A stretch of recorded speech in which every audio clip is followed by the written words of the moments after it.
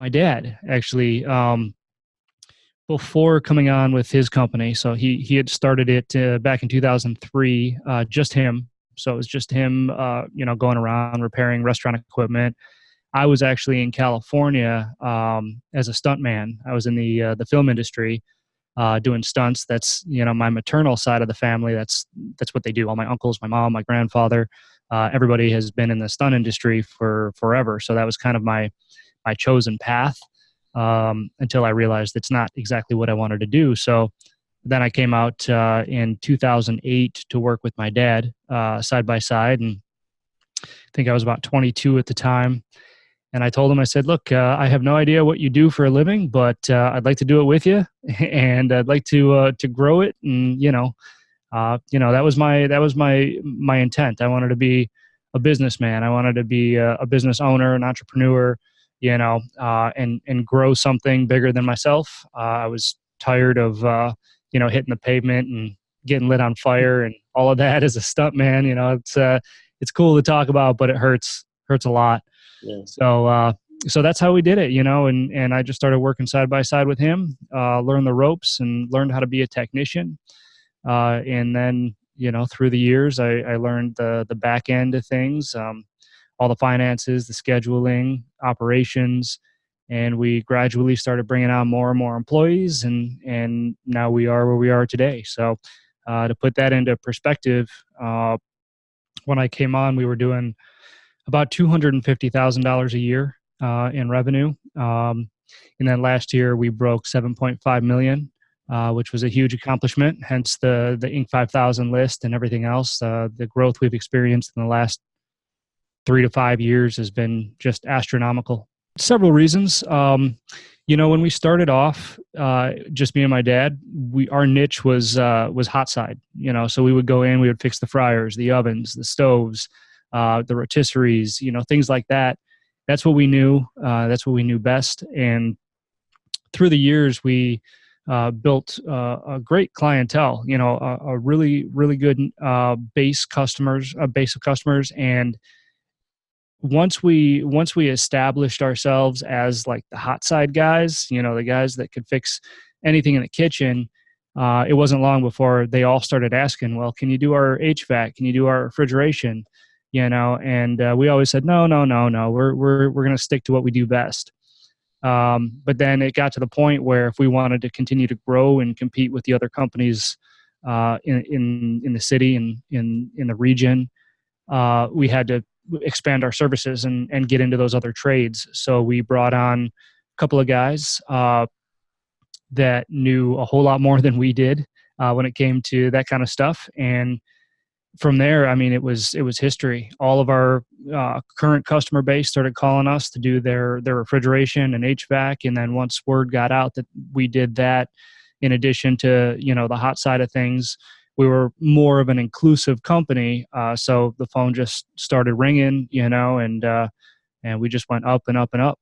We also did a good job of leveraging. I want to say leveraging my youth, because I'm still young, and typically in this industry, there's a lot of experience, right? And owners and things like that of service companies like mine are, you know, they're, I don't want to say dinosaurs, but they're old school, and they like the old school feel, and they like to keep it that way, which I actually respect, because my dad is that way. And so I had adopted that mindset, the old school mindset, but obviously of my generation as well. I kind of introduced the technology to it. So we've always been ahead of our time when it came to the technology. Like in 2013, I started my YouTube channel for repairing restaurant equipment and doing like industry vlogs and information and stuff like that. And at the time, it was kind of like the first of its kind, for hot side commercial kitchen equipment repair. Nobody else was doing it. So once I started putting out those repair tips and everything, people really started to resonate with that. So that helped our customer base as well, getting kind of our brand and our name out there as to what we do. And then that trend has kind of continued.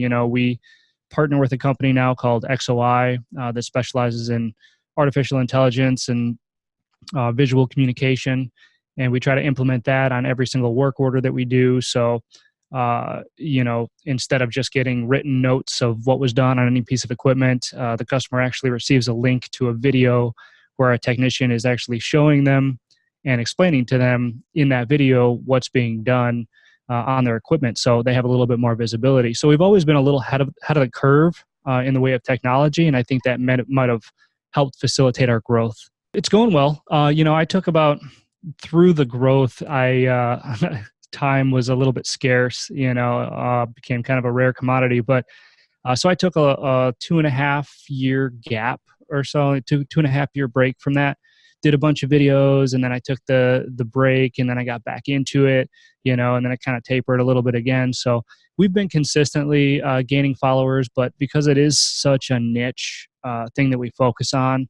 It's not one of those YouTube channels you see that has, millions of followers or anything. We're actually just about to break 1 million views, but I only have, I think, about 6,000 subscribers, but the cool thing is that I know each one of my subscribers is genuinely interested in exactly what I'm talking about. That's always been a big thing for me is, not just collecting follows or collecting subscribers on social media, but really honing in to those who my information will resonate with. That's where it gets fun, right? Because it caters to everybody's own personal definition of success. When we talk about college, it's usually because somebody has told a kid that if they want to be successful, they have to go to college, without asking them how they define what success is to them. I've got guys that love to be in the field, that love getting dirty, that love, just that feeling of fixing something, with their own two hands. And that's what makes them sleep good at night, And then I've got the guys that are using it as a stepping stone, and they want to be in a different aspect of the trades, sorting through parts in the parts department, or wanted to be entrepreneurs. I've had guys, come up the ranks with me and then go off to start their own company because that's their dream, and they're using the trades to facilitate it. So that's the beauty of it. It can be used for whatever you want. A big thing is travel. A lot of people want to travel, but if they're stuck in an office job, they won't get that opportunity. But in the trades, you're traveling for work, you're traveling for training, you're traveling to to meet new people and make connections all within the industry. So it offers a lot of different paths depending on what it is you define success as.